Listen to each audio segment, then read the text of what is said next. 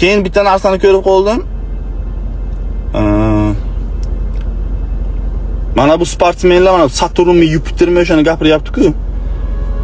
Bitta narsa, addushi men hurmat qilaman sportsmenlarni, o'zim ham sportsmenman, hurmat qilaman, gap yo'q. Mana shu Muhiddin Mamajonov to'g'ri ish qilyapti. Konkretni, что orqasidan ляпнут qilyapti, orqasidan gapiryapti, haqorat beryapti. U inson kechirilmaydi. 200lamachi, duxlichniy u odam. Duxlichniy u odam. Lekin oldidagi bolalar bor. Men ishim yo'q uni lichnistiga. No o'zi ham kazinoni reklama qiladi. 1xbetni kiyimini chiqib, qanaqadir xbetmi, balobatar betni kiyib chiqib reklama qiladi. Agar reklama qilayotgan bo'lsang, bil, sen Allohga ishonmaysan, chunki Allohga ishongan inson uni rizqiga ham ishonadi.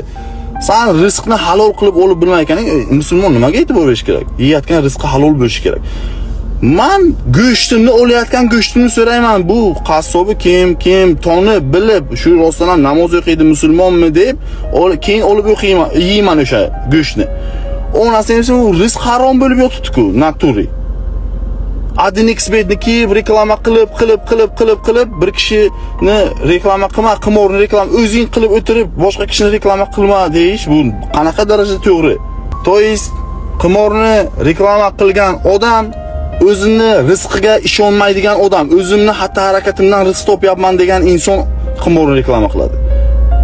Alloh beradi bizga, nonni ham, jonni ham. Bori budimiz Allohniki. Bir kun xohlasa oladi, bir kun xohlasa beradi. Alhamdulillah olganiga ham, berganiga ham.